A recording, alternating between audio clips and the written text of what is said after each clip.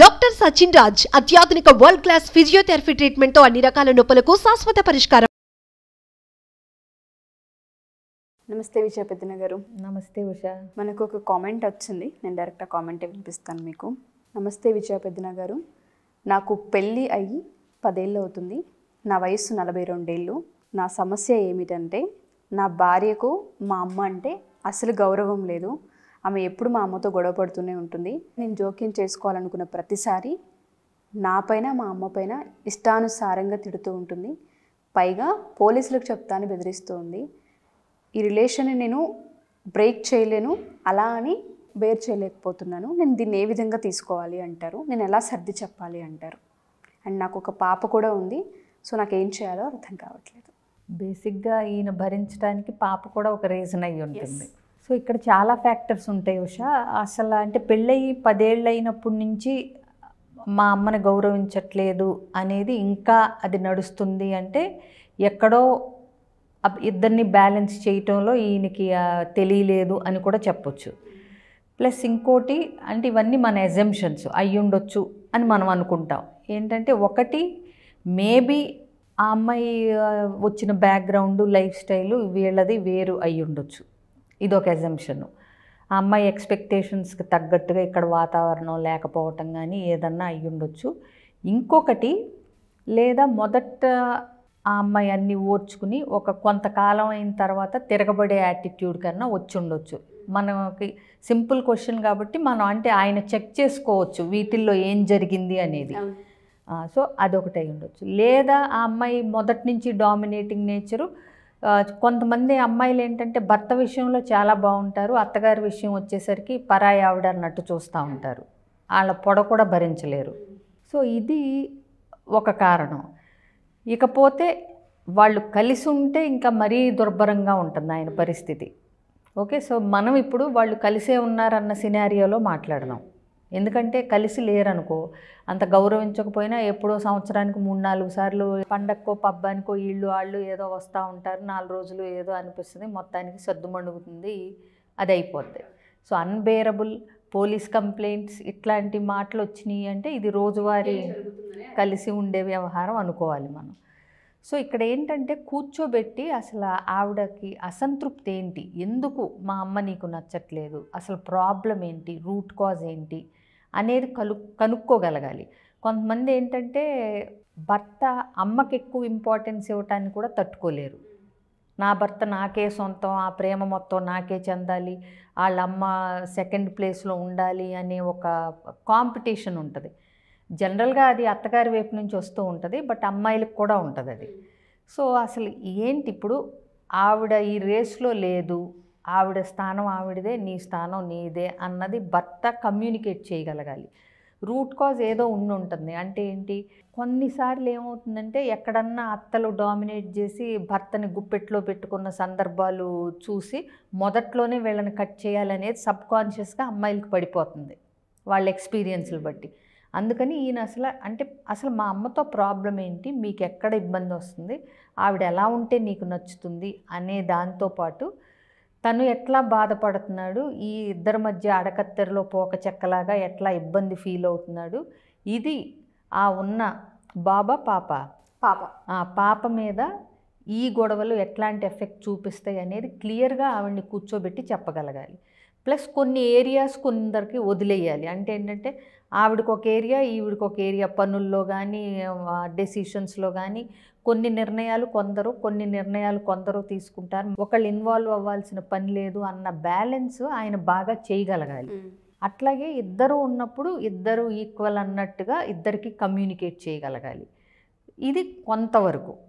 అలాగే ఇప్పుడు ఈ పోలీస్ కంప్లైంట్ విషయానికి వద్దాం. ఆవిడకి తెలియని విషయం ఏంటంటే పోలీస్ కంప్లైంట్ ఇచ్చినంత మాత్రాన వెనకట్లాగా గుడ్డిగా అత్తగారిని, హస్బెండ్ని, మామగారిని తీసుకెళ్ళి జైల్లో పడేయట్లేదు. ఇప్పుడు నిజంగా ఇబ్బంది ఉన్నప్పుడు పోలీస్ కంప్లైంట్ ఇస్తే ఓకే, కానీ ఎవరు ఎలాంటి వాళ్ళు అన్నది చుట్టుపక్కల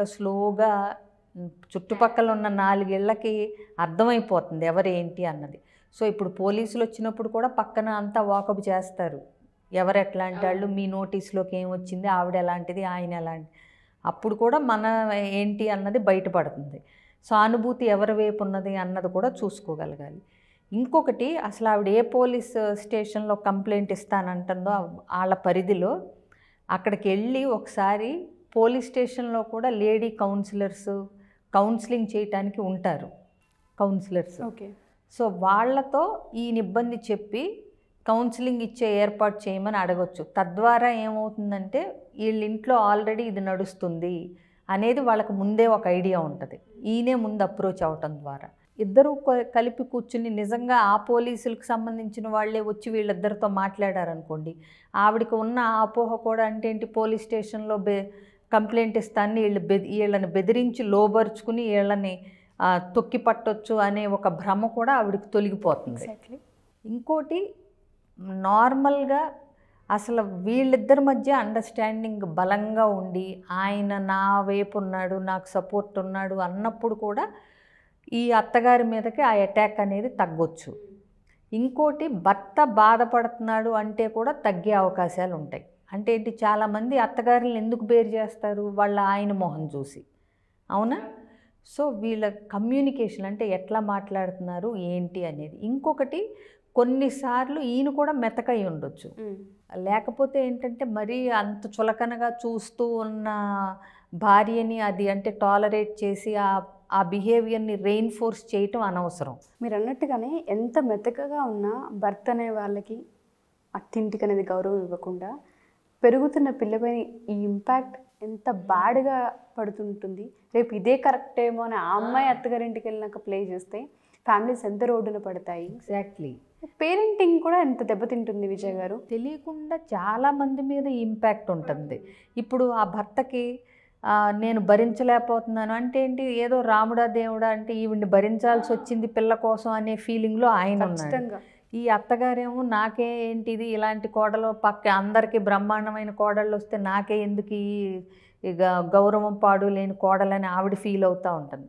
పోనీ ఇంత చేసి ఈవిడైనా హ్యాపీగా ఉన్నారా అంటే అది ఉండదు.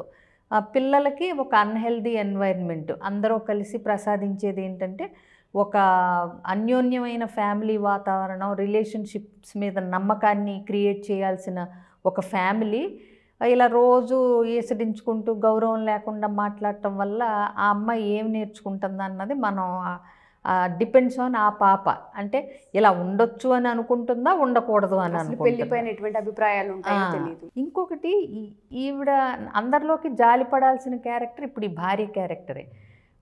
ఎందుకంటే మనం ఏంటి అన్నది మన భాష తీరు, మనం అవతల వాళ్ళకి ఇచ్చే మర్యాద, మనం చూపించే సంస్కారం మనమేంటి అనేది చెప్తుంది. సో ఇప్పుడు సరే చులకన చేస్తుంది అని ఏదో చక్కగా చల్లార్చుకోవటం కాదు. అక్కడ నువ్వేంటో బయట పెట్టుకుంటున్నావు. నీకు పెద్దలంటే రెస్పెక్ట్ లేదు, అత్తగారనే పొజిషన్కి మర్యాద ఇవ్వాలని తెలియదు. ఈ విషయం ఎక్కడి దాకా వెళ్తుంది, ఈ అమ్మాయిని వీళ్ళ అమ్మ నాన్న ఇలా పెంచి పెళ్లి చేసి వదిలేశారు అనేది పేరెంట్స్కి కూడా రిమార్క్ ఉంటుంది. రేపు ఇదే రిమార్క్ ఈ అమ్మాయికి వస్తుంది, అవునా? సో అత్తగారంటే ఎందుకు చులకన, ఆవిడ ఏం చేసిందని ఇవన్నీ మాట్లాడితే కానీ మనకి పూర్తి అవగాహన రాదు వాళ్ళ ఫ్యామిలీ యొక్క సమస్య పట్ల.